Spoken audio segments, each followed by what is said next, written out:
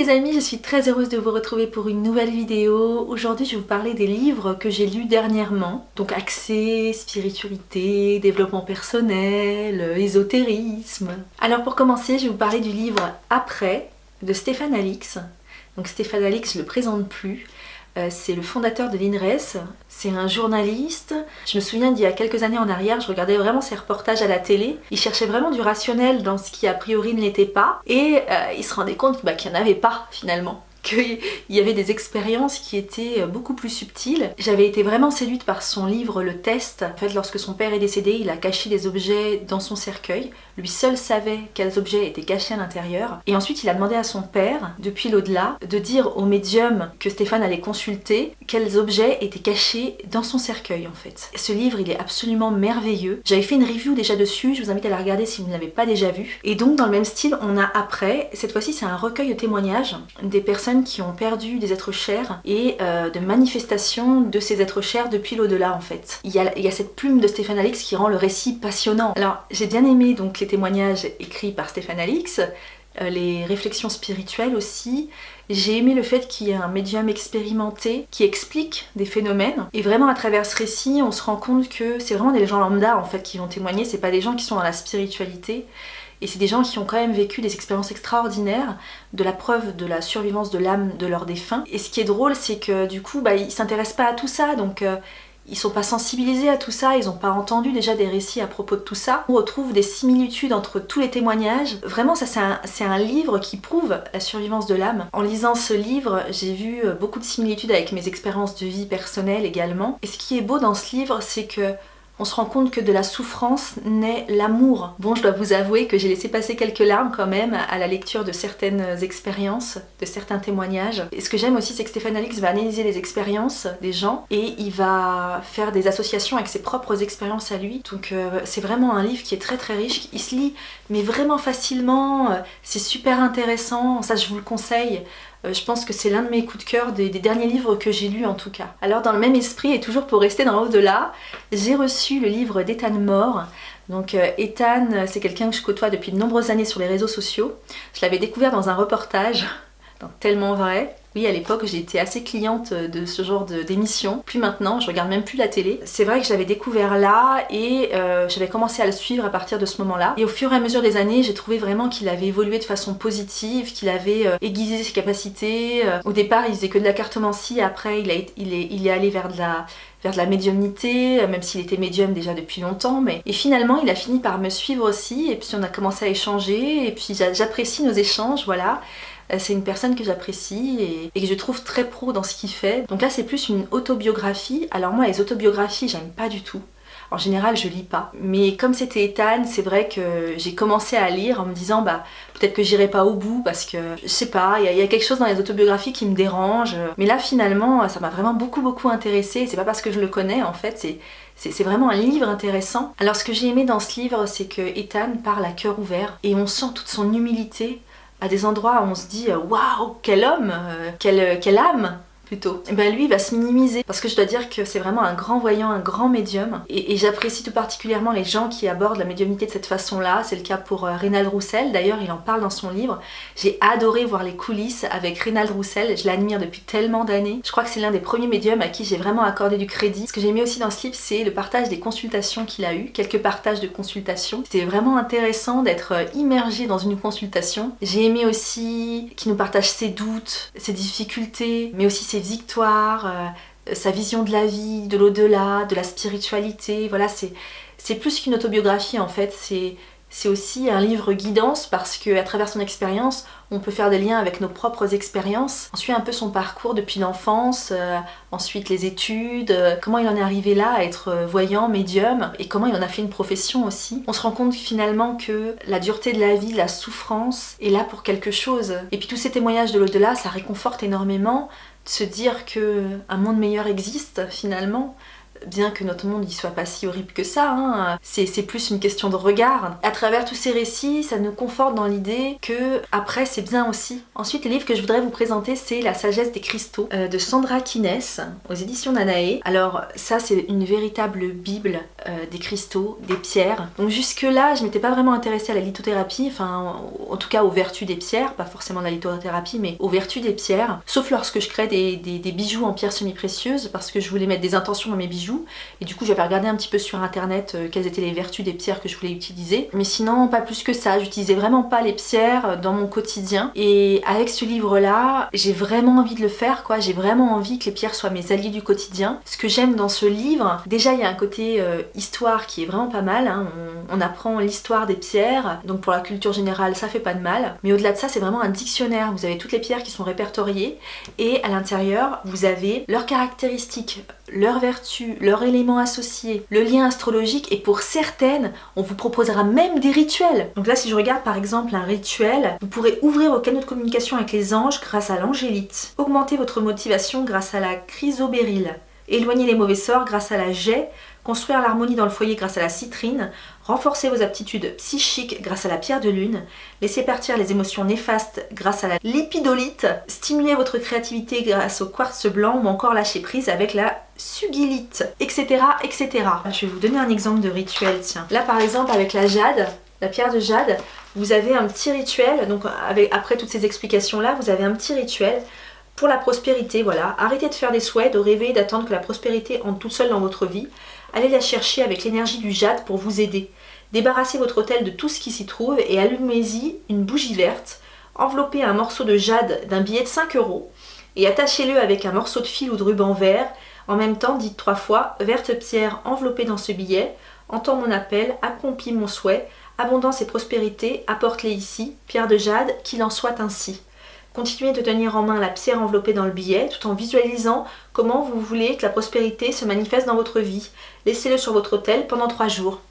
Je trouve ça super. Donc pour pas mal de pierres, il y a des petits rituels comme ça, hein, en plus de toutes les vertus, voilà, toutes les infos super intéressantes sur chaque pierre. Ouais, c'est une mine d'or d'informations.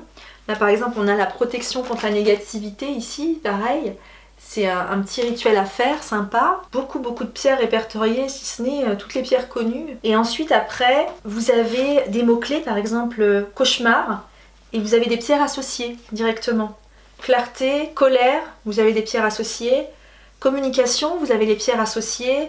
Voilà, vous avez des petits mots-clés comme ça, donc c'est vraiment pas mal. Et après, vous avez les divinités aussi, et le glossaire minéralogique, c'est-à-dire que grâce à ce glossaire, en fait, vous avez tout le vocabulaire du domaine des pierres en fait. Je trouve ça vachement bien. J'adore ce livre, vraiment j'adore ce livre. Il va m'accompagner longtemps et je pense que je vais faire quelques petits rituels. Tiens, ça serait intéressant que je fasse des petits rituels qui sont dans ce livre et que ensuite je le débriefe en vidéo. Je pense que je vais faire ça, ouais. Ensuite, j'ai reçu le livre d'une abonnée, donc de Nathalie Marthe. Ça me fait très plaisir. Merci beaucoup Nathalie de me l'avoir envoyé. Ça s'appelle Le monde a besoin de toi comme tu es. C'est déjà un fabuleux message, je trouve. Et en fait, à l'intérieur, vous avez une pensée par jour. Donc il y en a 366. Une pensée pour méditer, pour obtenir un message, une guidance. Ça me fait penser un petit peu au livre d'Eline Caddy, La petite voix d'Eline Caddy. Vous savez, c'est basé sur le même principe. En fait, vous pouvez soit ouvrir au hasard en ayant posé peut-être une question au préalable, je ne sais pas, et avoir un message. Donc ça vous invite un petit peu à une réflexion, à une méditation sur le texte. Par exemple, vous pouvez aussi l'ouvrir à la date du jour, hein. Donc comme ça, chaque matin, vous pouvez lire votre petit message. Donc là, le 20 décembre, c'est « Youpi ! Si nous ne vivons pas le bonheur, c'est que nous ne le voulons pas. Nous avons d'autres priorités, même si cela semble fou. Choisissons de vivre ce qui appelle au plus profond de nous, ce qui nous enthousiasme. Nous n'avons pas à nous renier, ni à faire comme tout le monde. Ainsi, nous ne pouvons pas faire d'erreur. Youpi !» Si vous voulez juste vous inspirer par des mots-clés, vous pouvez chercher un mot-clé ici et aller chercher le texte associé. Ou alors même une date d'anniversaire, voilà, vous pouvez... c'est comme le petit livre d'Eline Caddy, pareil, hein, donc c'est super sympa. Je trouve ça super sympa d'ouvrir un petit message chaque jour. Et pour finir, j'aimerais vous parler du livre de Jonathan Lehman.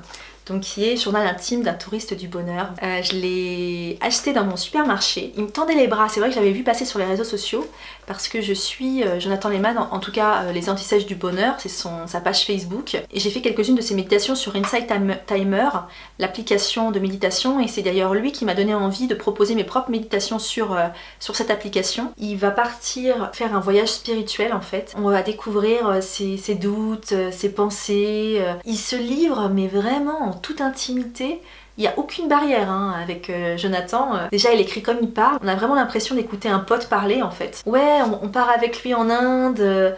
On rit avec lui, on pleure avec lui, on se réjouit avec lui, on est déçu avec lui. C'est un livre qui est drôle aussi, il y a vraiment beaucoup d'humour à l'intérieur. Il y a beaucoup d'autodérision, et il se dévoile vraiment, il n'y a aucun tabou. Il va nous parler de sexe, de la drogue, parce que oui, pendant son voyage, il a eu des relations avec les femmes. Il nous parle de comment il a utilisé le tantrisme en fait. Enfin, c'est très drôle. C'est sous fond de confidence, vraiment il n'y a aucune barrière, aucun tabou, et je le trouve léger, frais. Ouais, là vraiment on a une forme de transparence de la spiritualité, on voit vraiment l'envers du décor en fait. On voit vraiment ce qui se passe vraiment dans l'intimité de la spiritualité. C'est vraiment bien loin de ceux qui portent des masques spirituels, comme on peut en voir beaucoup, hélas. Et je dois vraiment dire que j'ai beaucoup appris à travers ce livre, sur moi-même. Le seul point négatif que je vois dans ce livre, c'est qu'il n'est pas assez long. J'aurais voulu encore suivre Jonathan, encore et encore, voilà. Il donne ses 3 habitudes de bonheur à la fin.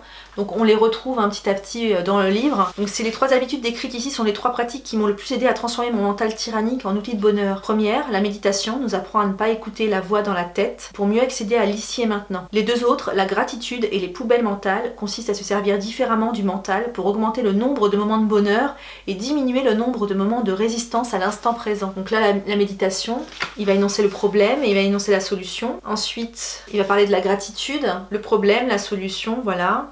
Personnellement, ce qu'il fait lui au quotidien, sortir les poubelles mentales. Comme nos pensées défilent en désordre à l'intérieur de notre tête, on a du mal à y voir clair, à gérer logiquement, ou on gaspille souvent du temps avec des problèmes moins compliqués qu'ils n'y paraissent. La solution, sortir les pensées de notre tête en apprenant à se parler tout seul. La différence entre penser des problèmes complexes dans sa tête et les extérioriser en se parlant tout seul est la même qu'entre le calcul mental et le calcul sur papier. La deuxième approche est souvent plus rapide et efficace que la première, on y voit bien plus clair.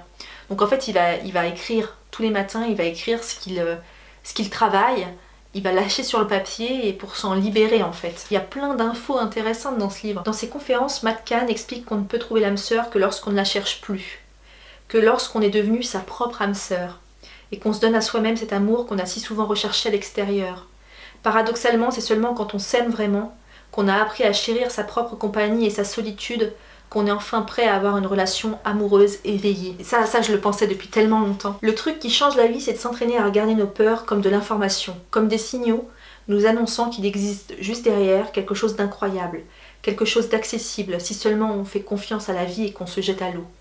Quand je parle de cette théorie aux personnes que je cherche à convaincre, je leur demande en général: pense à un moment magique de ta vie. Je suis certain que tu as dû traverser un moment de panique pour y arriver. Et ça aussi, je le dis souvent, la peur est un indicateur pour aller vers quelque chose de... Enfin, pas toutes les peurs, la peur aussi, elle peut sauver. Si t'as peur de sauter dans le vide, c'est bien. Mais il y a certaines peurs, voilà, la peur d'aller sur un projet, c'est en fait un indicateur de bonheur. C'est-à-dire, si t'as peur d'aller là, c'est qu'il faut y aller finalement. Avant de partir faire Vipassana, j'ai parlé longuement avec ma pote Cécile qui avait fait un tour chez Goenka avant moi.